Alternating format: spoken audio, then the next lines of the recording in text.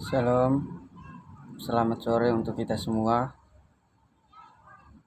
Perkenalkan, nama saya Sahrul Nijam, NIM 19011150004, Prodi PJKR, mata kuliah perkembangan motorik. Materi yang saya akan bawakan itu perkembangan gerak adolescensi. Pendahuluan.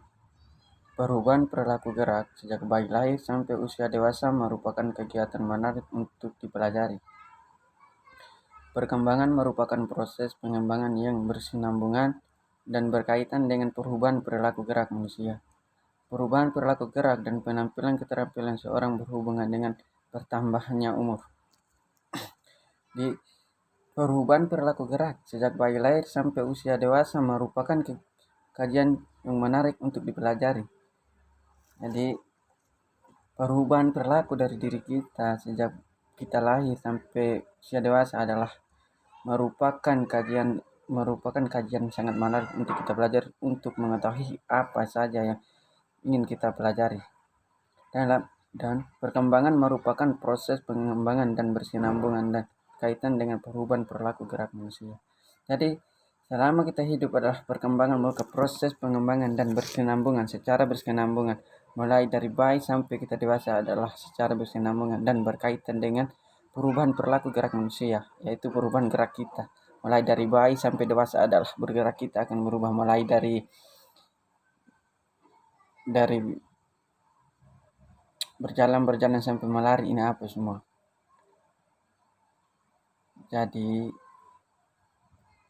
mulai dari bersentak-sentak tangan sampai dengan kita berjalan itu adalah salah satu proses pengembangan yang bersinambungan berkait dengan mulai dari kita bayi sampai kita dewasa. Perubahan perilaku, gerak, dan penampilan keterampilan seorang berhubungan dengan bertambahnya umur.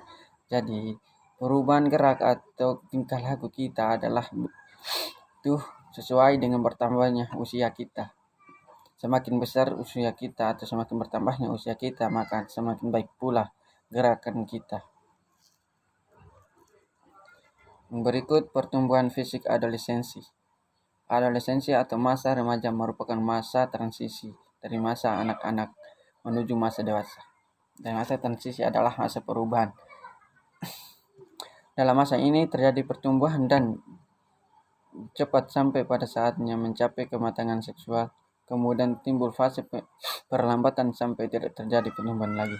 Pertumbuhan yang terjadi menimbulkan perubahan ukuran seperti proporsi bentuk tubuh, perubahan dalam komposisi tubuh, sistem peredaran darah, pernapasan, sistem saraf dan ekonomi, dan endoktrin yang memperkasai mengkoordinasikan perubahan-perubahan tubuh, seksual dan fisiologis. Adolescensi atau masa remaja merupakan transisi dari masa kanak-kanak menuju ke masa dewasa. Jadi masa ini adalah transisi perubahan dari masa kanak-kanak menuju ke masa dewasa. Dalam masa ini terjadi perubahan yang cepat mencapai pada suatu saat mencapai kematangan seksual. Jadi pada masa ini adalah kita mencapai kematangan seksual, kemudian timbul fase terlambatan dia ada ketika kita mencapai kematangan seksual, itu maka kita akan memasuki timbullah fase perlambatan sampai tidak terjadi pertumbuhan lagi, yaitu masa penuaan. Pertumbuhan terjadi penimbulan perubahan ukuran seperti proporsi bentuk tubuh. Jadi masa ini adalah masa perubahan bentuk tubuh kita juga. Yang dulunya kecil akan menjadi besar seperti sekarang kita ini. Berikut ukuran dan proporsi tubuh. Perbedaan ukur badan untuk kedua jenis kelamin pada masa sebelum adolescensi adalah kecil. Meskipun ada kecenderungan anak laki-laki sedikit pada awal masa adolescensi, anak perempuan lebih tinggi dan lebih berat dari anak laki-laki. Pertumbuhan yang cepat pada masa adolescensi menimbulkan terjadinya perbedaan morfologi antara anak laki-laki dan perempuan yang semakin jelas. Ciri-ciri yang menonjol adalah pertumbuhan lebarnya bahu anak laki-laki lebih cepat dibanding dengan pinggulnya. Sebaliknya, jadi pada anak perempuan yang mengalami pertumbuhan yang cepat pada lebaran pinggulnya dibandingkan dengan perkembangan pada bagian pinggang dan bahu. Jadi ukuran ukuran dan proporsi tubuh. Perbedaan ukuran pada bentuk kedua jenis kelamin ini adalah sebelumnya adolescensi adalah kecil. Sebenarnya ada kecenderungan anak laki-laki sedikit pada awal masa adolescensi, anak-anak perempuan lebih tinggi, lebih berat dan dari anak laki-laki. Pertumbuhan yang cepat pada masa adolescensi menimbulkan terjadinya yang semakin jelas. Salah satu ciri-ciri yang menonjol adalah pertumbuhan lebarnya bahu anak laki-laki lebih cepat dibanding dengan pinggulnya. Begitu pula sebaliknya yang terjadi pada anak perempuan yang mengalami pertumbuhan yang cepat pada pengelebaran pinggulnya dibandingkan dengan pengelebaran perkembangan pada bagian pinggul dan bahunya. Jadi pada ukuran tubuh ini, ukuran dan proporsi tubuh kita adalah itu kita berbeda dengan seorang perempuan. Kalau kita laki-laki adalah pertumbuhan lebarnya bahu anak laki-laki lebih cepat dibandingkan dengan pinggulnya. Sebaliknya juga anak perempuan. Kita berbeda itu dengan anak perempuan. Kalau anak perempuan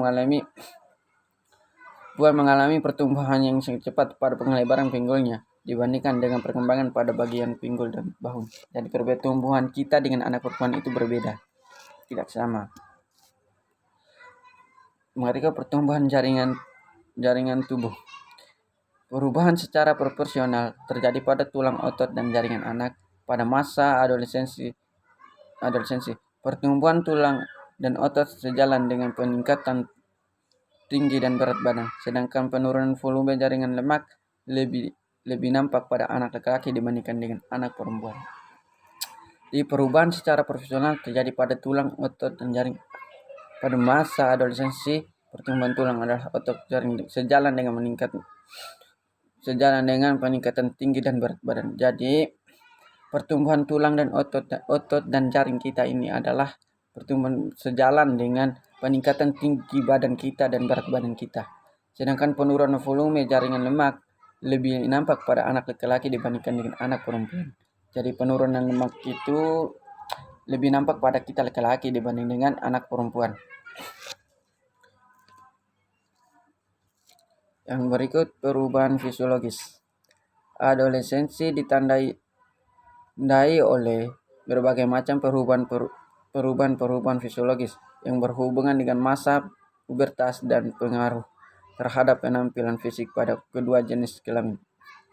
Salah satu perubahan adalah denyut nadi basal yang selalu menurun secara berangsur-angsur dan sama untuk kedua jenis kelamin sejak lahir. Tapi pada masa adolescensi, penurunan pada laki-laki lebih cepat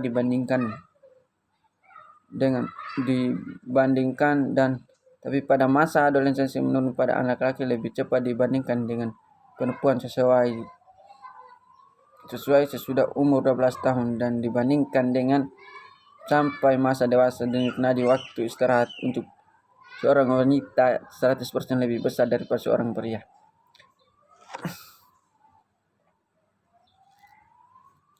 Yang berikut peningkatan kekuatan. Perubahan fisiologis dan pertumbuhan yang cepat pada masa adolescensi meningkatkan dengan perbedaan peningkatan kekuatan antara kedua jenis kelamin.